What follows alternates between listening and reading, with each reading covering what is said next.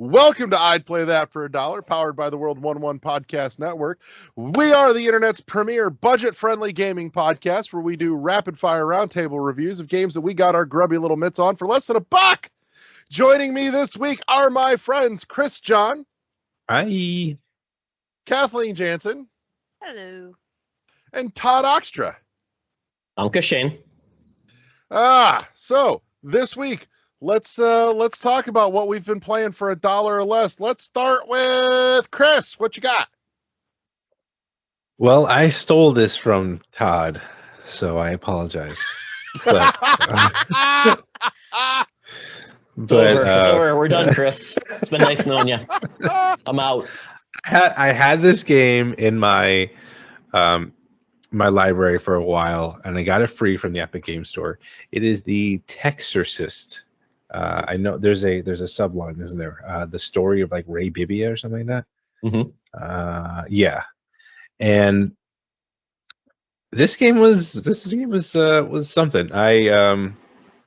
It is a typing game. Like you play the game by typing, but you also move the character with the arrow keys. I play this on the PC, and the base price on both Epic and Steam is $14.99. So this game definitely reminded me of, and actually Todd and I were talking about this, of the old school games like Typing of the Dead. I was thinking like maybe speaking, like there was those, she had those like typing adventure games and whatnot. But this game just made me realize how terrible I am at typing, because it's a challenging game for sure. Like I feel like a lot of the times the words, I was like, wait, that's not how you spell this. I was like going through that quite a few times, but they throw in a bunch of other elements where, one, obviously you have to move your character around so you're not getting hit by the enemies, and then two, the enemies can sometimes throw stuff at you that would now obscure the text so you can't see what you're typing.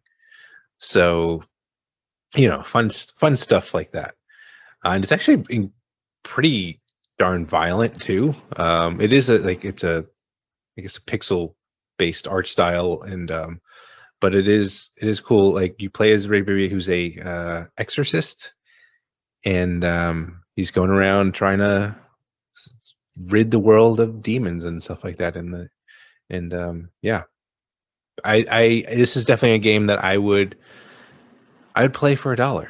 It was fun, and hopefully I could get better at typing with it. So even though a lot of the times you're doing spells, you're typing out spells, right, Todd? It was like spells and yeah, a lot of like doing verses from the Bible or whatever thing they have to exorcise these demons. Chris, the funny part was, like you said, you have to move and then type your attacks or whatever. And man, I have to look at my keyboard to type. I am not a touch typer. So yeah, to your point, it's like doing both. And it was like chewing bubblegum with, while tapping my head. I mean, like, ooh, but it was fun. Yeah, definitely fun, and recommend it if you guys ever find it for cheap. Maybe not good. Maybe not good for your kids, though. Yeah. Yes. Maybe not good for your kids, but if you need like an older person to learn how to type, maybe this might help. I love everything about the name of this game. Just hearing the title makes me happy inside.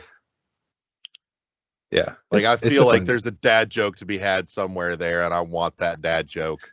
It has a story too. I have to add it to my collection. Yeah. As a matter of fact, Kathy, do you know where I keep all of my dad jokes? I'm not even going there. I'm not. Staying out of it. I keep them in my database. But I still loved it, Larry. I still that love for $1. God, cringe. Oh, good That's God. I'm done. What else we got next this week? Who's up? Who wants to jump in? Kathy, you got round 2? I got round 2. Sorry. Oh, I had to trying to keep a list of all these games that we're talking about so I don't accidentally duplicate. All right, so this one, so when Flash games were a big thing, I got really into a lot of the escape room type games. So where you click through and try to, where you're in a room and you got to try to escape, and you click on different things and you put things together, solve different puzzles. Well, in the process of this, again, scrolling through my app store on the iPhone, I found a game collection called Cube Escape by Rusty Lake is the game company. And the first one I played, I think, was called the Seasons. And I just fell in love with it. And there is a huge story. So I'm actually recommending the Rusty Lake Cube Escape series. It is available on Steam right now for about $2 or $2.50. I got them for free, and actually you can play them online, or you can get them for free on the Apple Store. I don't know if you can get them for free on the game, but you can get the collection. These games, you don't realize it in the beginning, but they tell a story. There is a story that goes along, and the more you play them, the more you find out about this lake and about this character, this detective who's trying to figure out what goes on at this lake. The first game is very, I don't know how to say it. It's very kind of up in air. You don't really know, but the more you go through this series, and then it spawned off into larger games, the hotel, theater. I forgot what the other one is. There's like some big ones that they have. It got to the point where their most recent one, Cube Escape Paradox, they actually created a mini movie, live action movie that you can watch on YouTube that actually has clues that you can use in the game Paradox. So, and it's really creepy because if you play the game, it looks like a cartoon version of the real life movie. Like they made everything look like the character. It's just weird as frick. But they do give hints, so if you get stuck, you can follow the hints. There's walkthroughs. If you're not the type of person who likes to sit there for hours trying to figure out stuff, and usually their puzzles are pretty simple, but sometimes you get stuck, use the walkthroughs. But the story that goes through it, it's weird, but it is very, very interesting. Again, there are scenes of blood and, again, cartoonish. So there are some mature themes, so I wouldn't let kids play it, but it's just really kind of like, ooh, what's going on here? And that's what kept me going, and why I'll play the series over and over again. And I've streamed it, and I forget where I'm at. I gotta get back into it. I ended on one of the games, and there is a story order. So you look online, it'll tell you which games to play in what order to get the full story. But it is definitely something to pick up on. Like I said, you can get the Cube Escape series for free on the Apple Store. I don't know about Android. And it is available also on Steam.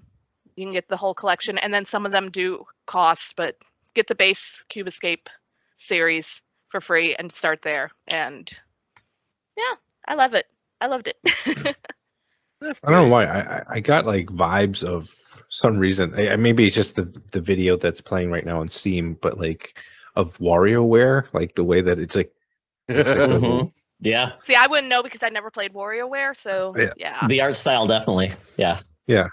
And what's cool is that I think, like I said, each game you don't realize how some of them don't seem like they connect to one another, but they do.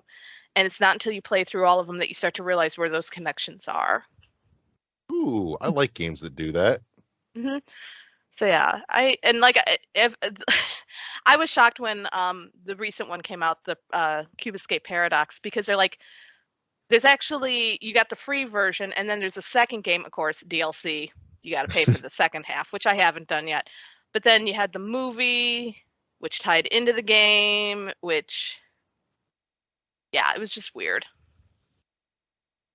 But I'm intrigued. I'm going to watch the movie. I'm just going to watch the movie because I'm intrigued now. Todd's gonna wait for the movie to come out.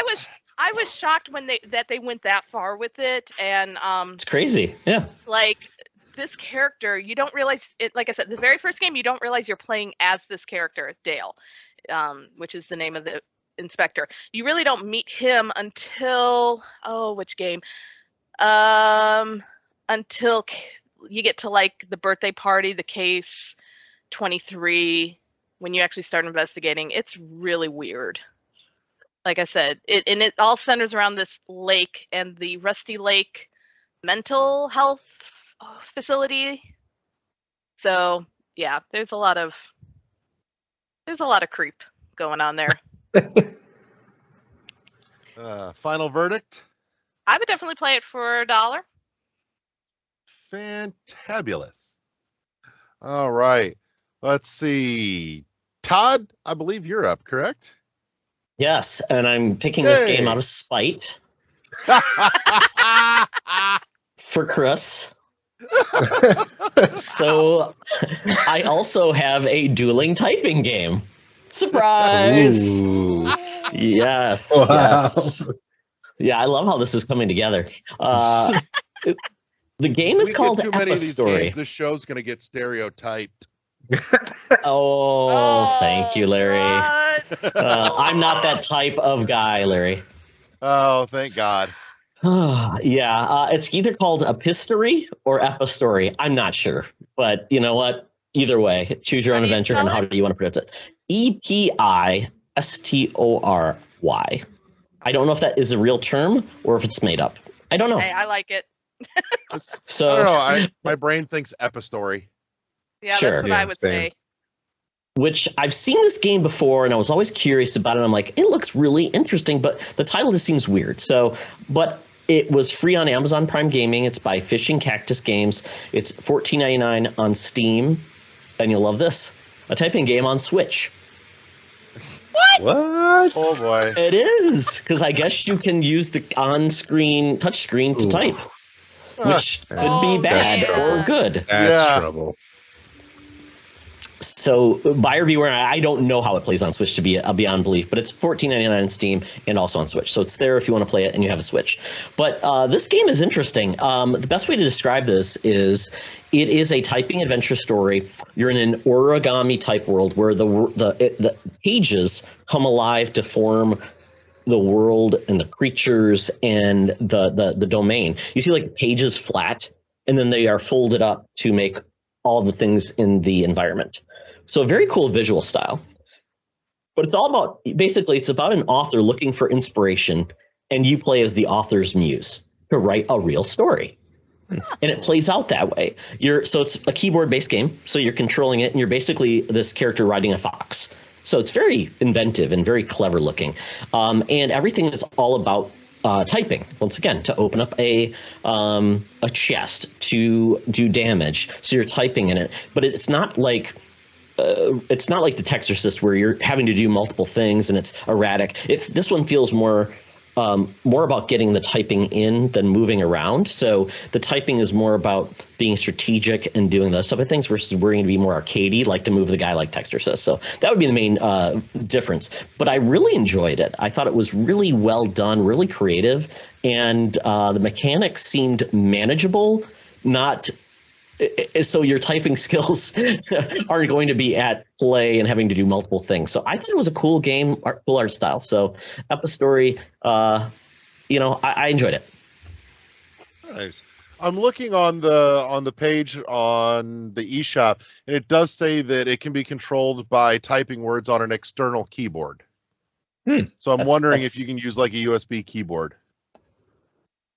Which, for a portable system, you definitely have a USB keyboard with you at all times. Right. I mean, at the very least, if you're playing on console or if you're playing on TV, so at least Does it support the Super Nintendo mouse? I don't know. I want to know if it supports like the GameCube keyboard. Mm-hmm. Oh, the keyboard with the GameCube controllers. Yeah, Oh, dude, I had one of those. It was great. Played a lot of Phantasy Star Online back in the day. Oh my god, I forgot about that one. I was there for that.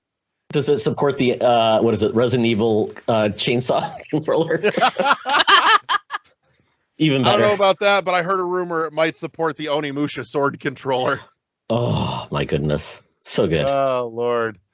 So, final verdict though. I'd play for that for $1, definitely. Yay! All right. I think that leaves just me, unless I've gone nuts. Have I successfully made it around and not skipped? Correct. Yay! I did it again. All right. I'm on a roll. That means I'm due to fuck it up next time.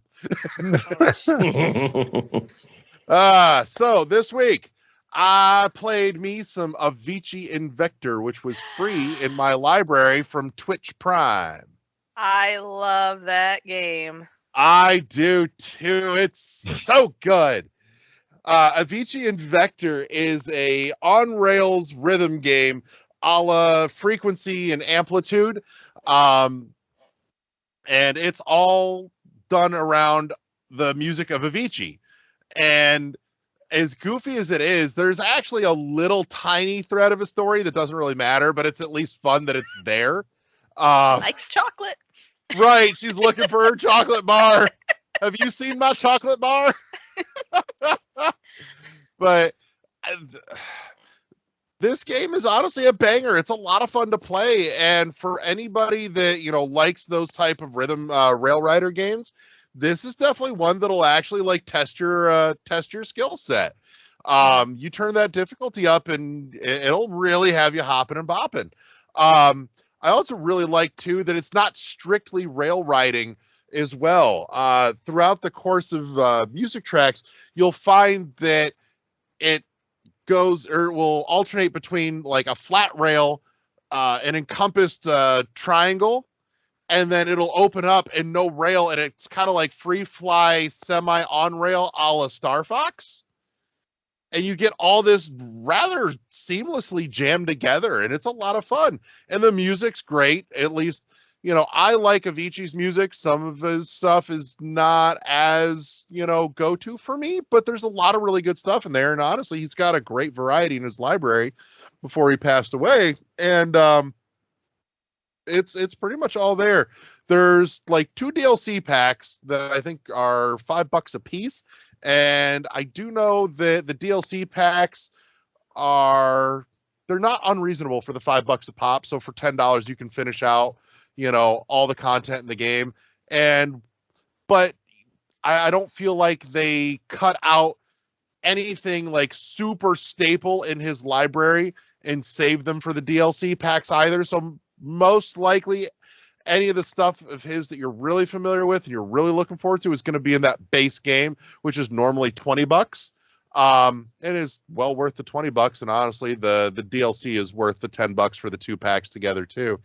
But no, it's a ton of fun. It's a good, solid challenge for any skill level, and the little story plot thread in there is nonsensical but cute, and I'm not mad that it's there, but it wouldn't have broken my heart if it wasn't. But I will say I do think it adds just the right amount of like little dash of charm to it that it wouldn't have had otherwise, that I think is really cool. And so in summation, yes, I would definitely, absolutely, I'd play that for $1. That game is a banger if you get the chance. I will also say too, I was at GameStop in my local mall 2 days ago, and I saw a physical copy of it for the Xbox One over at GameStop pre-owned for $5. So if you go check your local GameStop and see if there's one hanging around there, because it's well worth the $5 even. So, but yeah, I do believe we've officially made the rounds. With that said, I'd like to thank all of my friends, Chris and Todd and Kathy, for coming and hanging out with me and playing dirt cheap video games for your entertainment. And I want to say thank you to everybody that tuned in this week to come hang out with us and find out if we'd play that for $1. And wanted to let you know that I'd Play That for $1 is powered by the World 1-1 Podcast Network, where you should press start to engage your mind. Have a good week, everybody. We'll see you next time. Peace. Au revoir.